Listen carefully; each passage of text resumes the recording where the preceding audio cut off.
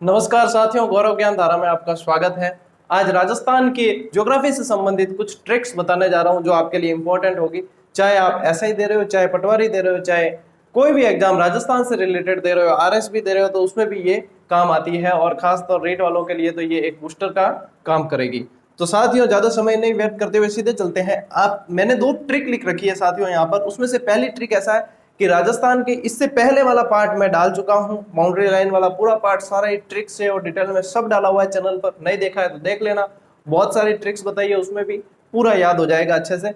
और उसके आगे की कुछ ट्रिक्स आज देने आया हूं। तो ऐसा है कि राजस्थान का जब अगर भौगोलिक विभाजन देखा जाए तो वैसे मोटे तौर पर हम देखते हैं कि साथियों 4 भागों में इसको बांटा गया है। लेकिन सबसे पहले यदि देखा जाए तो इसमें भी 3 व्यक्ति है जिन्होंने अलग अलग विभाजन दिए अलग अलग सन में। तो सबसे पहले यदि देखा जाए तो वो जो विभाजन देने वाले व्यक्ति थे उनका नाम यहाँ पर मैंने जैसे ये ट्रिक लिख रखी है, इसको आसानी से पहले तो याद कर लेना। वीसीआर, पहले क्या करते थे, सीडी डीवीडी मोबाइल वगैरह नहीं थे तो बड़ी बड़ी कैसेटें आती थी और वीसीआर में देखते थे। तो उसी से मैंने ट्रिक बनाई कि वीसीआर में विभाजन देखा, वीसीआर के अंदर कैसेट डालकर देखते थे। तो वीसीआर में विभाजन देखा। अब यहाँ से इसमें से आएगा सबसे पहला जो विभाजन दिया था वह वीसी शर्मा ने दिया था। किसने दिया था? वीसी शर्मा ने दिया था 1966 में सबसे पहला विभाजन, और इन्होंने 7 भागों में विभाजित किया था। हालांकि आपके रीट और पटवार एसआई लेवल पर इसमें इतना नहीं डीप पूछा जाएगा कि कौन से उनसे 7 भाग थे। यहाँ से यदि पूछते हैं आपको तो यहाँ से प्रश्न बनेगा और यहाँ से आपके मैं गलत नहीं होने दूंगा। उसके बाद में साथियों ये ए से आएगा आपके ए के सेन। दूसरा विभाजन ए के सेन ने 1968 में दिया था। और साथियों तीसरा विभाजन रामलोचन सिंह, रामलोचन सिंह ने तीसरा विभाजन 1971 में दिया था। तो साथियों अब इसमें आपके कोई भी कंफ्यूजन, कोई भी वो शंका वगैरह नहीं रहेगी और ये आराम से याद हो जाएगा। सिर्फ आपको याद रखना है वीसीआर में विभाजन देखा। अब चलते हैं आगे की ट्रिक की ओर। जैसा कि आपको पता है आज गुरु पूर्णिमा भी है। सबसे पहले आप सभी को गुरु पूर्णिमा की मैं शुभकामनाएं देता हूं और ईश्वर से कामना करता हूं कि एक सफलता का नया अध्याय आपके जीवन में ईश्वर जरूर लिखे और वो जल्द लिखेगा।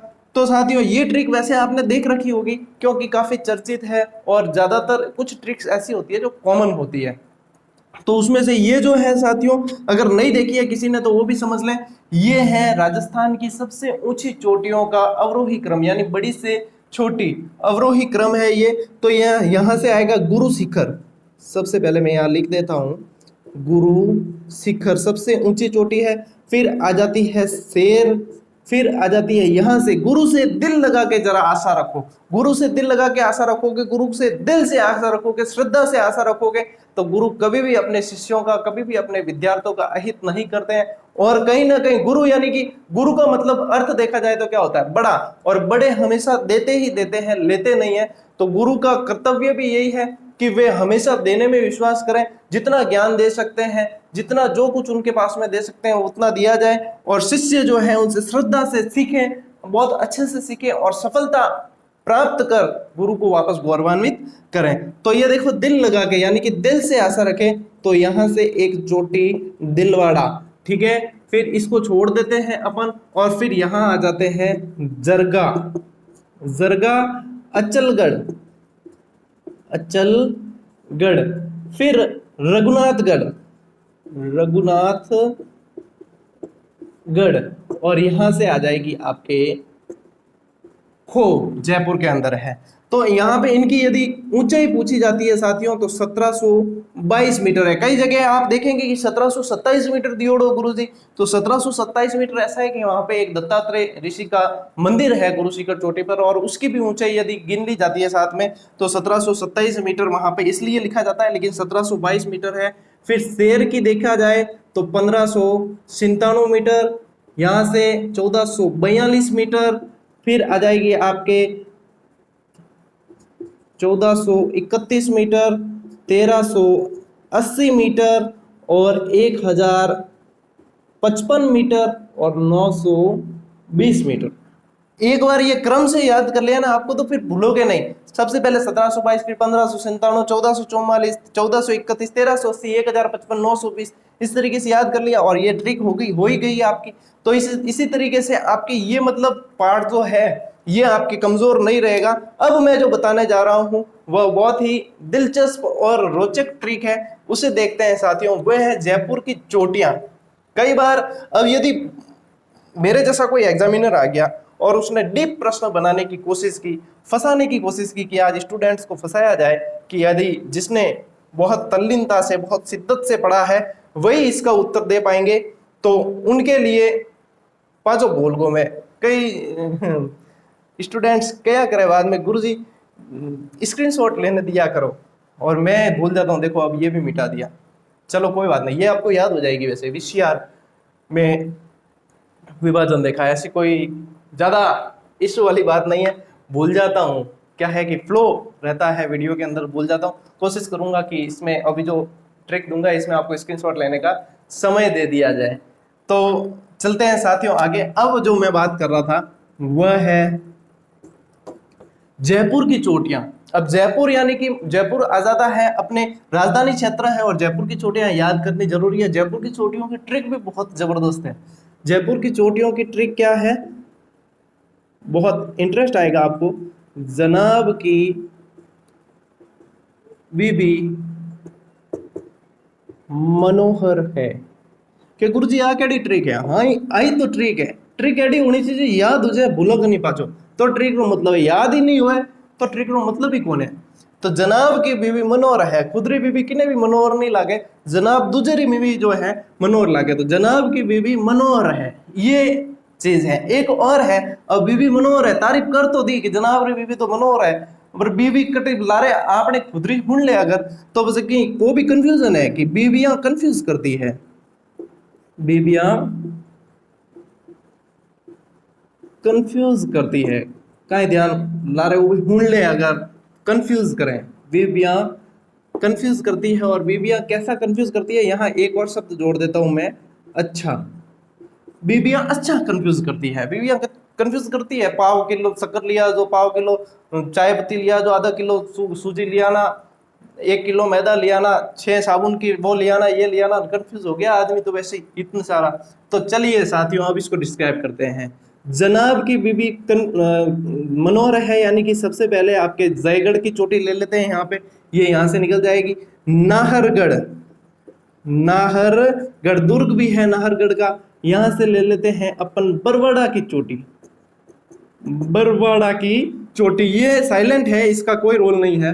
और ये जो है साथियों बीवियां जो कंफ्यूज करती है, बिलाली, बिलाली और बिचून, इसमें से प्रश्न बन सकता है बिलाली और बिचून में से।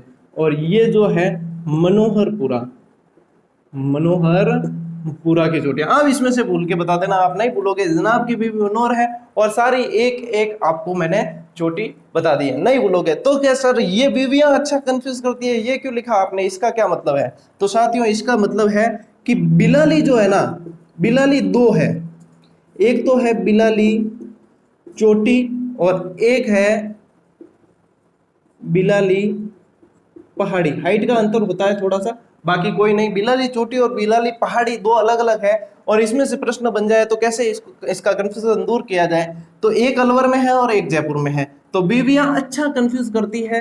तो ये जो है साथियों ये अलवर में है, यानी कि अ से अलवर और अच्छा में च आया है, च आया है यानी कि चोटी है, तो एक अलवर निकल जाएगी, तो दूसरा आपके जयपुर आपको याद रह जाएगा। तो बीवियां अच्छा कंफ्यूज करती है, बिलाली अलवर और बिलाली जयपुर के अंदर। अब मैं इसमें आपको स्क्रीनशॉट लेने का समय दे रहा हूं क्योंकि मुझे याद रह गया है, तो स्क्रीनशॉट ले लीजिए साथियों।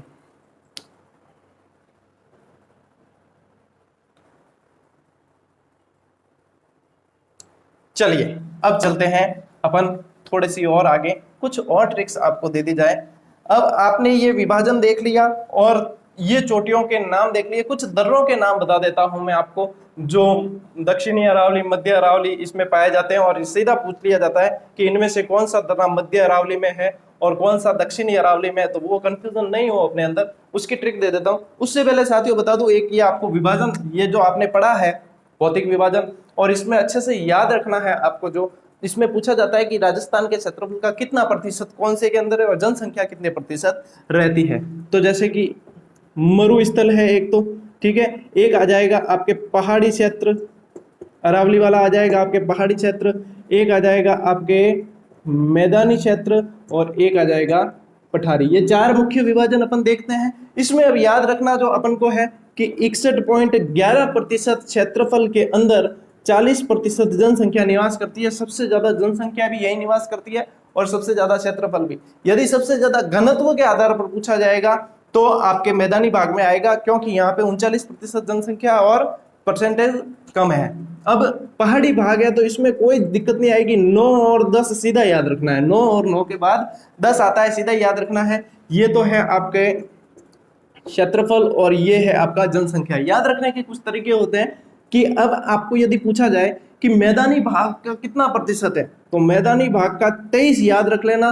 23 से फिर आपके दिक्कत नहीं होगी, क्योंकि जनसंख्या याद रखनी है तो 3 इधर ले लेना और 3 3 9 इधर ले लेना, तो 39% जनसंख्या इसमें निवास करती है। फिर पठारी में पूछा जाए तो 6.89 वैसे फिक्स देखा जाए तो, और इसके अंदर 11% जनसंख्या निवास करती है। तो ये आंकड़े जो है ना साथियों, इसे जरूर याद करना, क्योंकि यहाँ से प्रश्न सीधा सीधा आपके जो स्तर है आपके एग्जाम का, वहां पे यहाँ से प्रश्न सीधा सीधा पूछा जाएगा, तो यहाँ से आपके प्रश्न गलत नहीं होना चाहिए।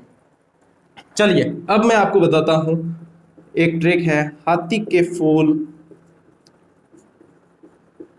सोम को देना जी। ये साथियों आपके दक्षिणी अरावली के दर्रे हैं। कौन से? दक्षिणी अरावली।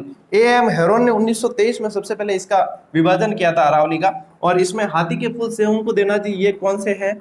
दक्षिणी अरावली के दर्रे हैं, जिसमें आपके आ जाएगी प्रसिद्ध है हाथीगुड़ा की नाल। हाथीगुड़ा नाल कहा जाता है, दर्रों को ये नाल भी कहा जाता है, हाथीगुड़ा की नाल। फिर आ जाएगी केवड़ा की नाल, केवड़ा की नाल, और ये आ जाएगी फुलवारी की नाल, अभ्यारण्य भी है यहाँ पर, फुलवारी की नाल। यहां से आ जाएगी आपके सोमेश्वर की नाल, सोमेश्वर की, ये ज्यादातर नाल कहलाती है, सोमेश्वर की नाल, इसको छोड़ देना है। यहां से आ जाएगी आपके देशूरी नाल, देशूरी हमारे पास ही पड़ती है, देशूरी नाल। मेरा जो मूल गांव है, मेरे नाम के पीछे जो लगाता हूं मैं, गौरव सिंह गाणेराव, और गाणेराव जो है देशूरी के पास ही स्थित है। काफी स्टूडेंट कई बार पूछते हैं कमेंट करके, सर वो वाला ही है क्या? हाँ वही है, गाणेराव एक ही है, बामासा वाला गाणेराव, ध्यान रखना हमेशा ही। तो देशूरी से आ गया, और यहां से आ जाएगा आपके जिलवाड़ा की नाल, जिलवाड़ा की नाल। जिलवाड़ा 1433 के अंदर मोक्कल के समय जिलवाड़ा का युद्ध भी हुआ था, तो ये चीज याद रखना। ये दक्षिणी अरावली के दर्रे हैं। अब चलते हैं आगे, स्क्रीनशॉट ले लो एक बार, फिर अपन थोड़े से आगे चलते हैं। चलिए अब इसको मिटा देते हैं। बहुत रोचक ट्रिक बताने जा रहा हूं और बहुत इंपॉर्टेंट आपको जो मैं बता रहा हूं वो अच्छे से याद कर लेना।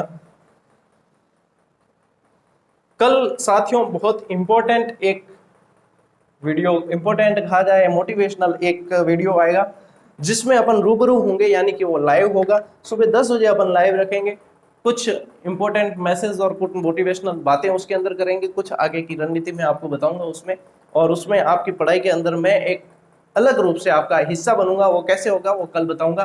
कल 10 बजे आप जुड़े तब उसकी जानकारी मैं आपको दे दूंगा। अब जो है मध्य अरावली के दर्रे बताता हूं साथियों।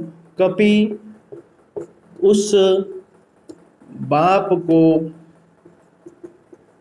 शिशुरा दे जिके, कपि उस बाप को शिशुरा दे जिके, इस लाइन को याद करना साथियों।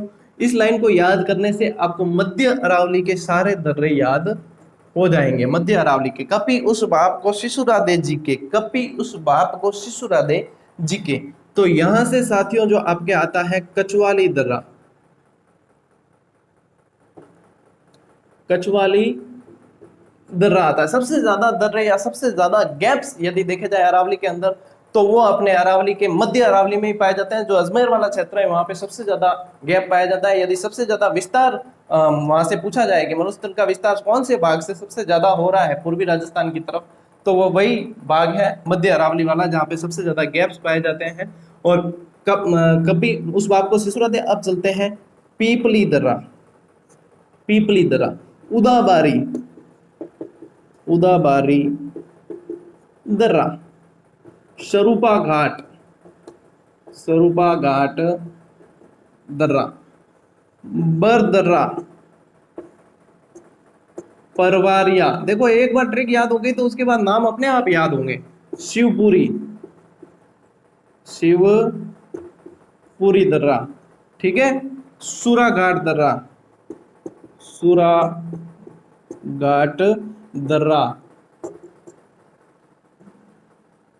गोमती घाट दर्रा और गोमती घाट नहीं, सॉरी, गोरम घाट, गोरम घाट दर्रा और कामली घाट दर्रा। गोरम घाट बहुत ही अच्छी घूमने की जगह है ना। ये देखो आ गए साथियों आपके सारे के सारे मध्य अरावली के दर्रे। ज्यादा डिटेल में जाकर मैं नहीं बता रहा हूँ कि कौन सा आगरा से गुजरात को जोड़ेगा, कौन सा वो, क्योंकि मध्य अरावली से सीधे सीधे पूछे जाएंगे तो आप इस तरीके से इनको याद कर लें। ज्यादा डिटेल में बताऊंगा तो क्लास लंबी हो जाएगी और काफी ट्रिक्स जो है रह जाएगी। यानी डिटेल वाली जब क्लासेस वापस पढ़ेंगे अपन सेकंड ग्रेड का जब फर्स्ट पेपर और वो करवाऊंगा मैं आपको, तब डिटेल वाली क्लास के अंदर एक ही टॉपिक को अपन 4-5 दिन में पढ़ेंगे, तब मैं आपको व्यवस्थित रूप से बता दूंगा। एक बार स्क्रीनशॉट लेना चाहते तो ले लीजिए, फिर आगे मैं बताता हूं आपको। अब साथियों एक और ट्रिक बता देता हूं मैं आपको, वह यह है कि बूंदी खाकर राम जी लाख खटपट करते हैं। याद होने लायक है ना, हो जाएगी आराम से, कोई समस्या नहीं।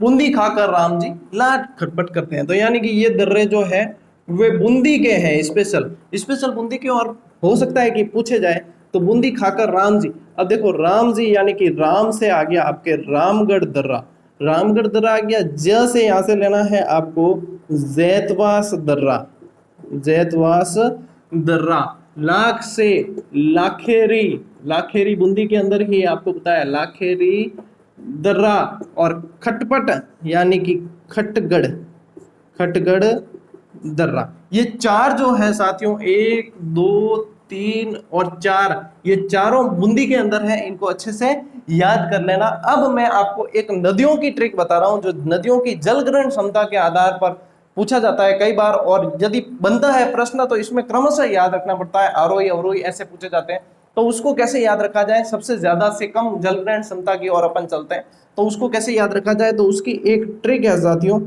चलू बमासा, बमासा।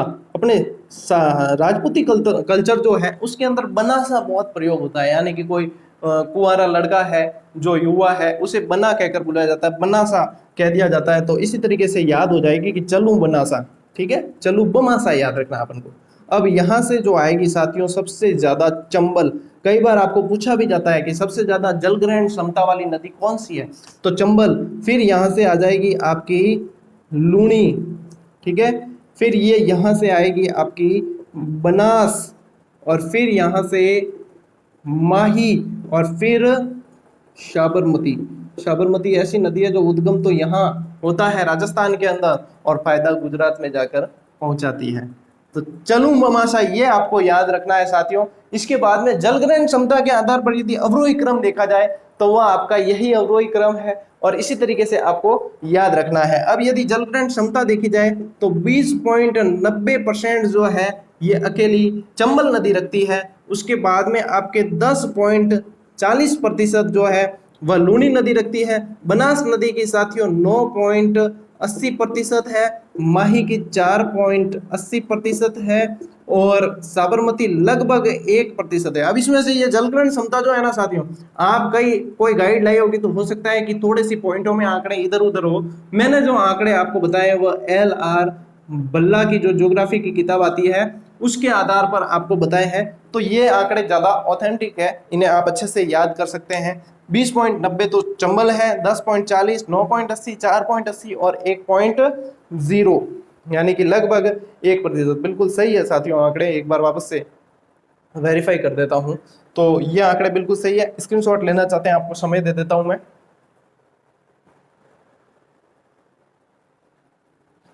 तो साथियों आज की जो अपनी क्लास थी। अब जैसे नदियों की ट्रिक यहाँ पे मैंने एक डाली है, नदियों की बहुत सारे ट्रिक्स है जिसमें से सहायक नदियां जो स्पेशल पूछी जाती है, तो सहायक नदियां और उनका भी जिलों में अफवाह का क्रम ये भी पूछ लिया जाता है कई बार, और दो चार और उनसे रिलेटेड जो ट्रिक्स हैं जैसे उस पर बने हुए बांध और इस तरीके की, तो वह एक वीडियो बहुत जल्द 2-4 दिन में मैं डालकर और आपको वह सारी ट्रिक्स एक साथ में नदियों से रिलेटेड पूरी ट्रिक्स एक ही क्लास के अंदर आपको प्रोवाइड करवा दूंगा। तो साथियों कल के लाइव में जुड़ते हैं और मिलते हैं कल, तब तक के लिए राम राम, जय हिंद।